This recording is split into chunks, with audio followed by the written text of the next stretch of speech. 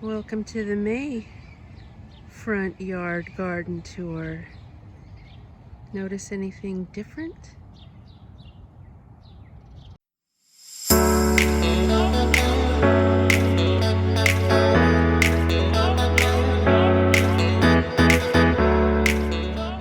So just to quickly address the plumbing situation, we had a backup, and it's not the first time that we've had a backup. In any case, we had the plumbers come out. So the long and short of it is, we had broken pipes. We had actually, broken isn't the right word. We had connections that were slipping. I guess that would be a better way to put it.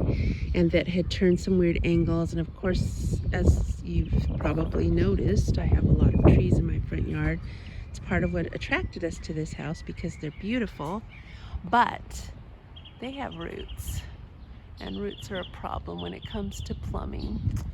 So they were able to look at our pipes through a camera, and the long and short of the story is that we had to have this whole area dug up, and the fittings were adjusted. We also had a clean out put up in by the front door, but they ran I don't know how to describe it. I guess it's a liner. It's like a not resin, but like a fiberglass liner that they shoot through your pipes to protect them to the sewer at the city pipe, because apparently our city would charge us for any of those repairs.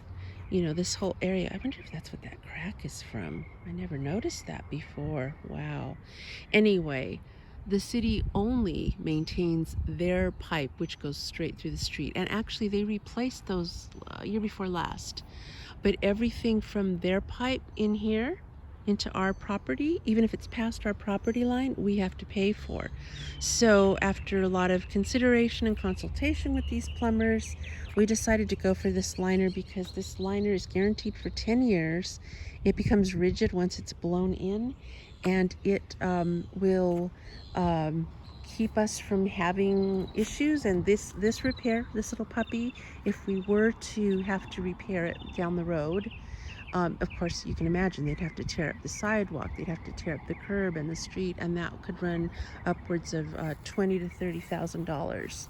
So it seemed like a no-brainer to have this work done, even if it did leave this scar in the middle of the lawn, which the lawn's ugly anyway, so what am I going to cry about? So the lantana is back in bloom, which makes me so happy. This is a very hardy plant. I don't know what it would take to kill it, really, because it's been here for quite a long time, since we moved here over 20 years ago. And I had a feeling it would respond well to some hard pruning because it really needed the attention. And I did feed it as well at the beginning of spring. So I'm really happy with how that's looking. Well, here's Pine Curve, as I call it. And you can see that I've acquired more of these edger bricks. I'm not done. I need to bring it at least to the sidewalk, and I'm considering running some along the edge. I'm not sure on that yet.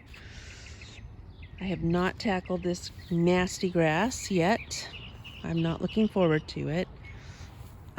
These plants all got moved, I believe, by the plumbers because they were laying down tarps and things in this area while they were digging out for the pipe work. So this is not how they're going to stay. I will not dwell. But those are probably the plants I will use. Now I did do some work over here. So this coleus, the big green blob, was actually in the office bed previously, sort of near the hose bib.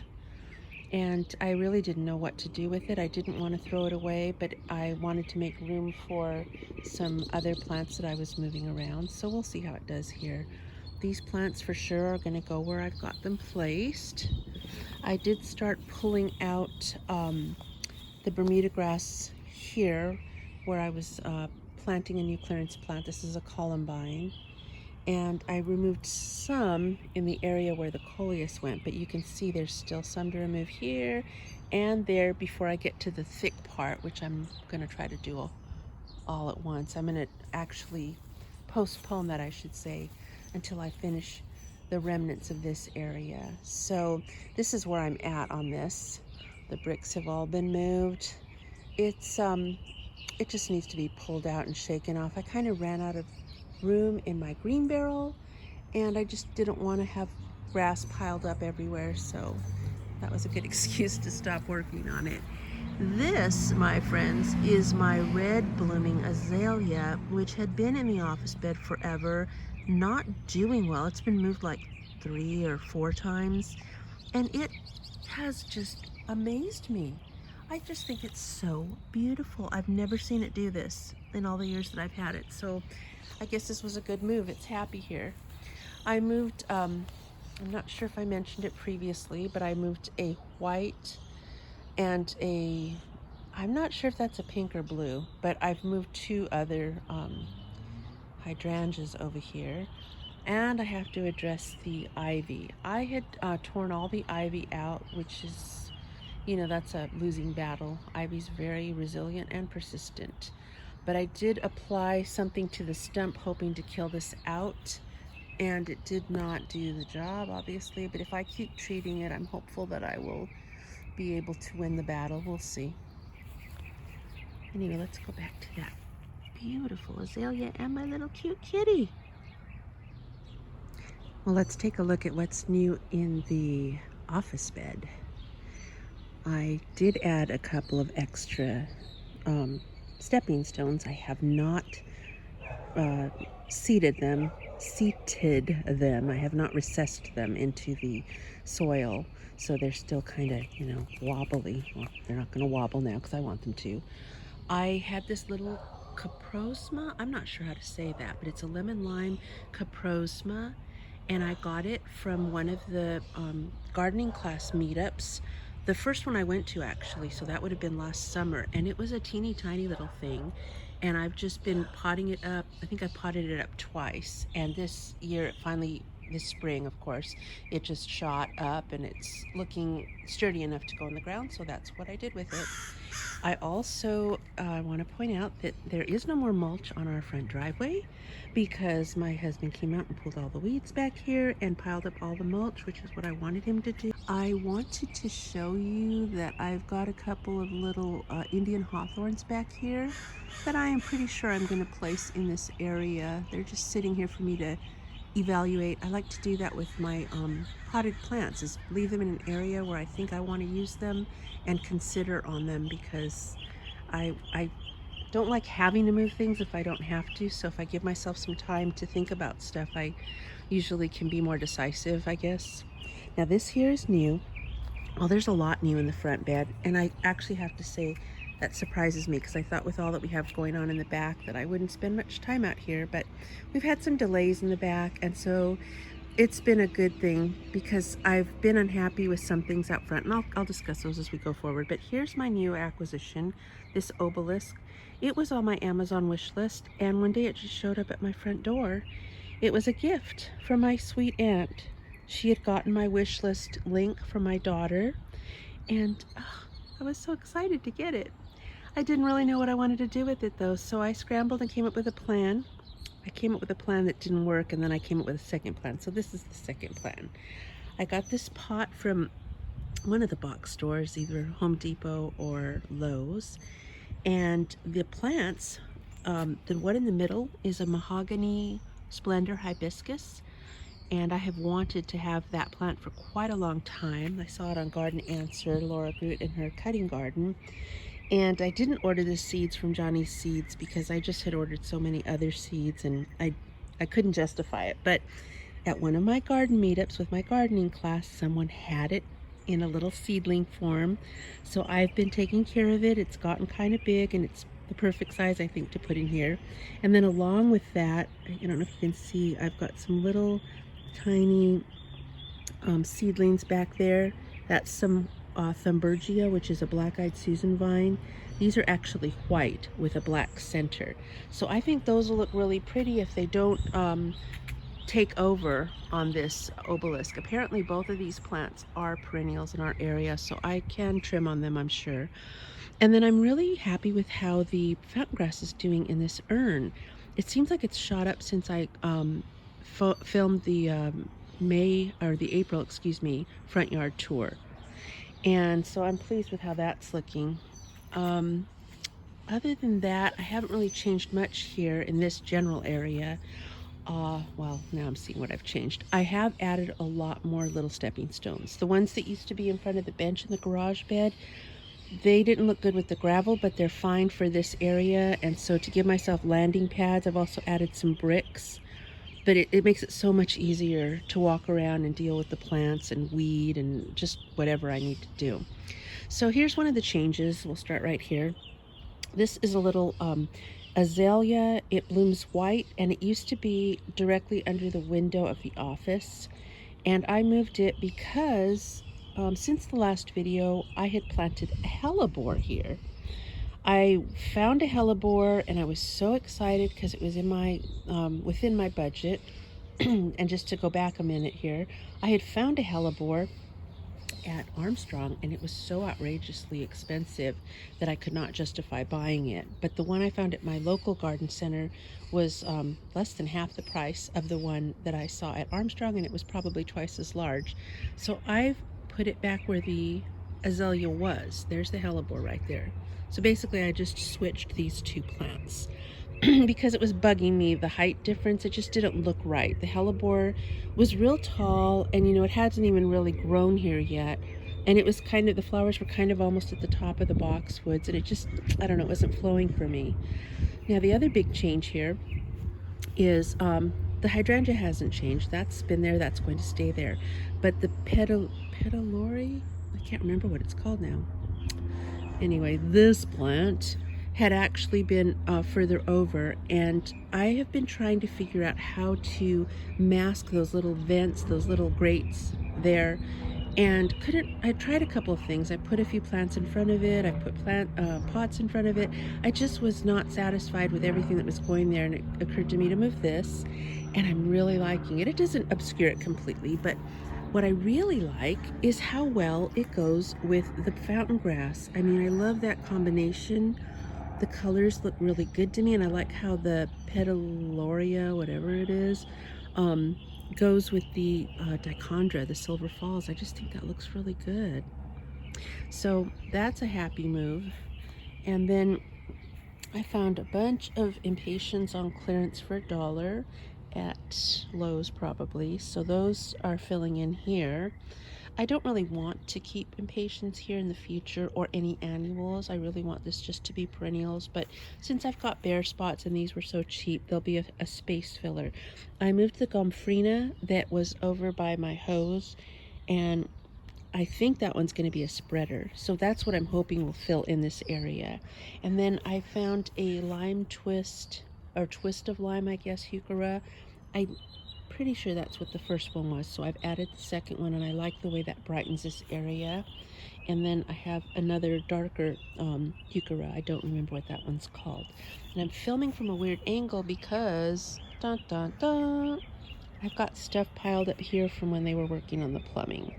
So I'm just going to try to get around it. Everything's kind of messy because the plumbing work took 3 days, and it's just been hard to get everything ready like I would normally for a video. But that meant I didn't deadhead all the flowers, so there's a plus.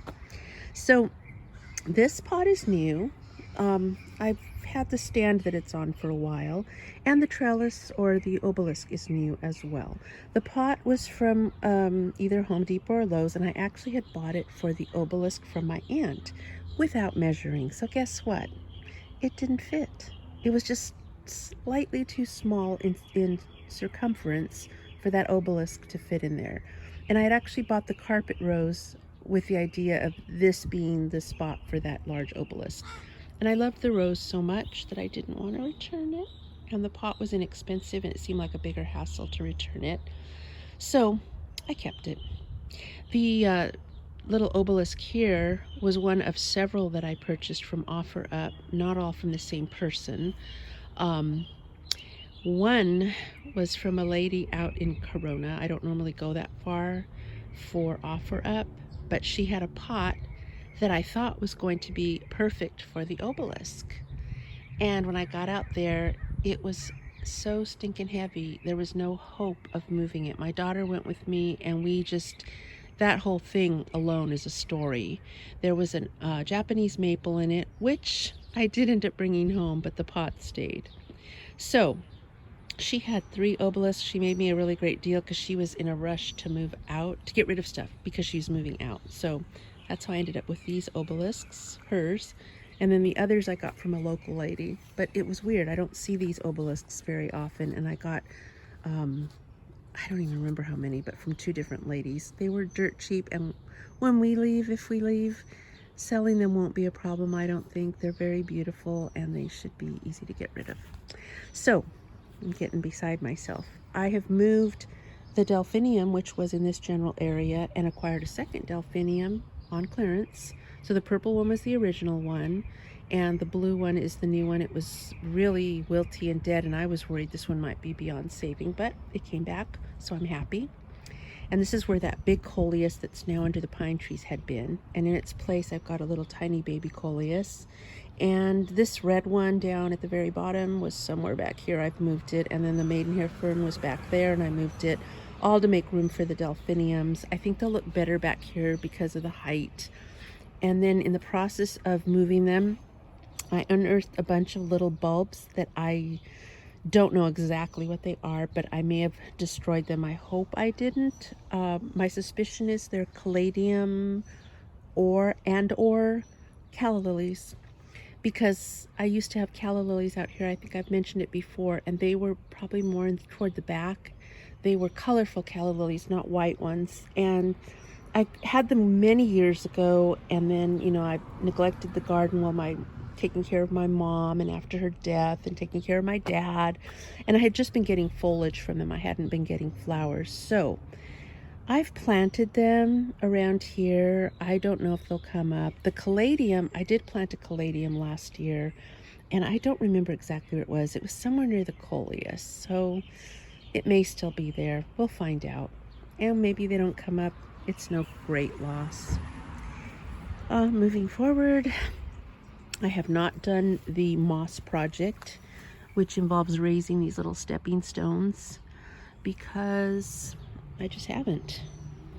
I basically, though, this is all there are a few new ones I will mention, all the plants that make up a ragtag nursery at this point, at least all the ones in the front.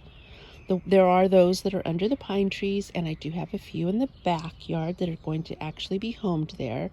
But these are the ones that are probably going to be homed out front. So that is the office bed. And I've got a feeling this is still a work in progress, but I will say every time I do a monthly tour, I feel like I'm feeling better about it, and it's closer and closer to what I would like it to be. And I forgot to mention one of the plants here. I think this was planted since the last tour. This is an Alstroemeria, and this one is either pink or pink-throated. It's about to bloom, so I'll find out pretty quickly. And then I have one that I acquired more recently that's a pale yellow. And then I left a spot here because I ordered a tiny one online that's a white one, which is the one I've really been wanting. I had bought them in an arrangement not too long ago, and they're just such a beautiful flower that I wanted them for the garden, and I couldn't find them locally. Instead, I kept finding everything but them, and I weekend and bought 2, but the white one came today. So I think it's a 4-inch plant. It's very small. I know it won't bloom today, but that is about where I'm going to put it. Hopefully this won't be too crowded, but if it does become too crowded, I can always move this little birdie. Anyways, so that's the office bed. It's pretty much done, I think. I don't have that much more to do here. Just take care of it, hope that things will spread, and I will have to start dealing with this side of it, though, and especially since the plumbing happened, because here's the clean out that was put in. And if you're not familiar, a clean out is an access point. Oh, this is not going to be a technical description. This is just how I understand it. But it's an access point so that if you need your pipes snaked or rooted, rotor-rooted, they don't have to go through anything in the house. They can use larger snakes because it's such a large pipe. And if you back up, it can back up out into the lawn rather than backing up in the house. The worst backup we had, which was probably 7 to 10 years ago or 6 to 10 years ago, it was pretty bad. It involved backup into our shower, our tub, and both of our toilets. The entire house smelled like a dirty diaper. It was disgusting. And cleaning up after the fact was disgusting. And we were advised back then to put a clean out in, and we couldn't afford it. So I was hoping to get away with just doing this clean out, and at first that's all they thought we were going to have to do, but sadly no. There's actually another degradation point in our yard. I didn't mention that. Somewhere between where we had the liner blasted and this clean out, it's probably about halfway, where there are joints that are offsetting and there may be problems. But you know, well, for one thing, we can have it rotor-rooted from the clean out if we do have a problem. And if not, you know, that repair should be fairly easy. It's on our property. It doesn't involve tearing up streets or sidewalks or anything. So we're just going to hope for the best. I think we'll be good. This area is going to be addressed. I may put some kind of ground cover. I did have to dig up my Wheeler's dwarf pittosporum that was here, so I'm not sure if it'll go back in. I did like that it was a symmetrical look with this one, and then there was one right there. So there is a possibility I'll put it back. I'm gonna have to decide one way or the other. Maybe they did me a favor. You know how much I hate digging up the Bermuda grass.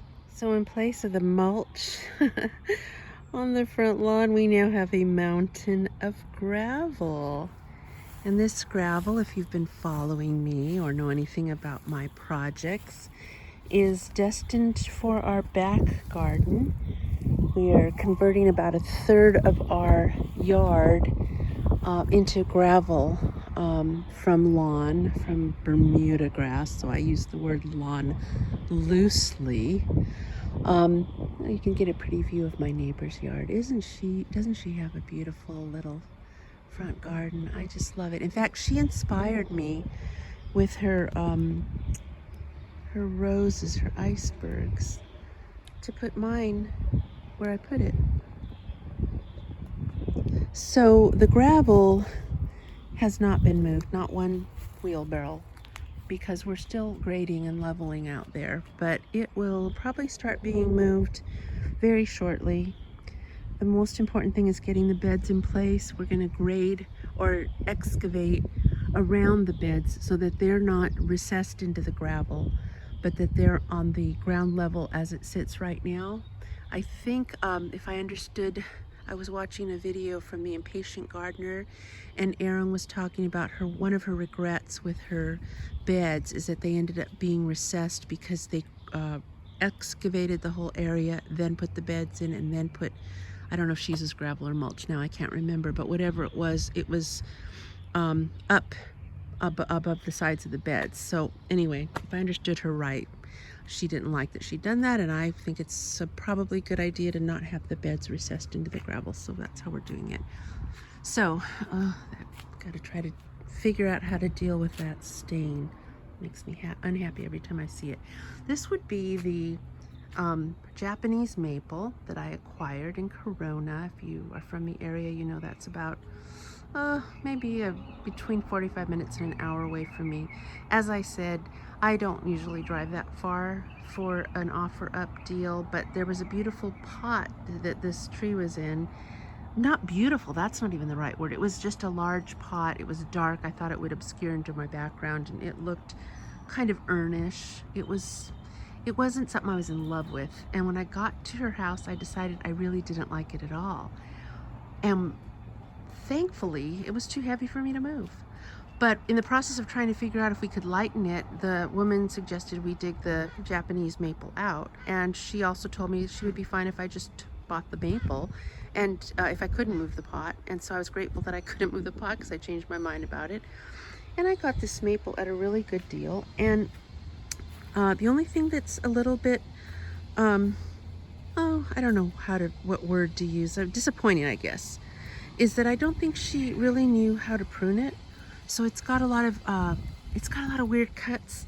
You know, it was in a covered area of a porch, a front porch entryway, and maybe she was pruning it for the environment. You know, in other words, for the walls or whatever. She probably couldn't turn the tree, and she probably cut.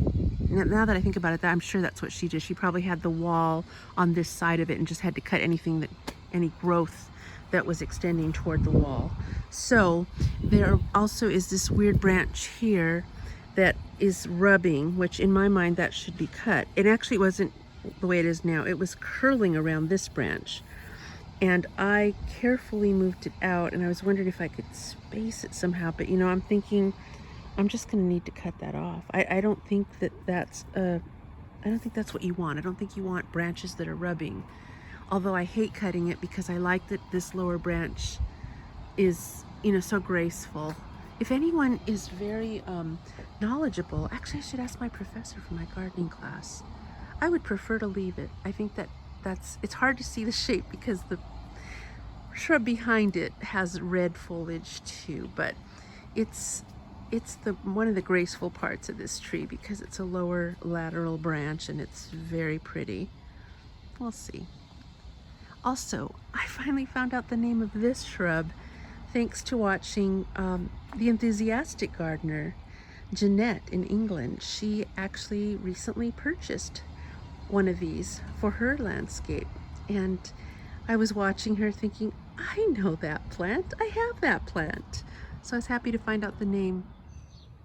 So the porch is looking a little worse for wear following the plumbing work. Oh yeah, and hubby still hasn't put the hose on. I guess I could probably do it, but it's a waiting game. I'm waiting him out. This little boxwood had been in the ragtag nursery or in the back. I'm not sure where. I didn't try. I almost killed it last year.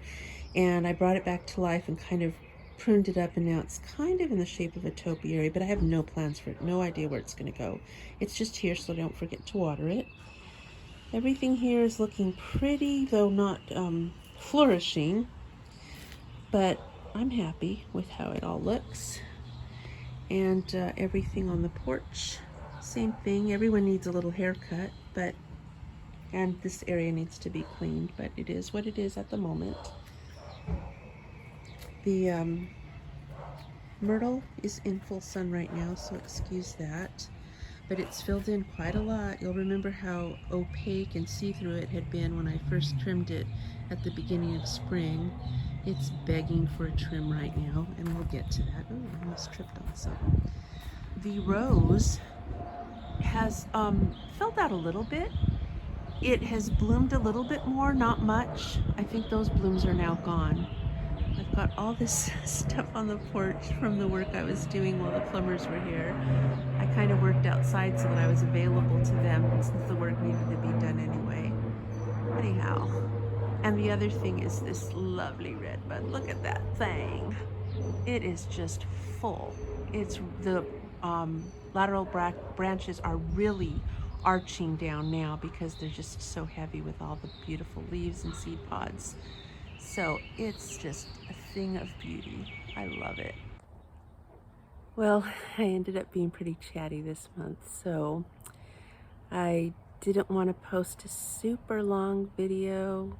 I think it would have been almost an hour. I think the plumbing problems ended up eating a lot of garden tour time, but I thought they were interesting. I don't know.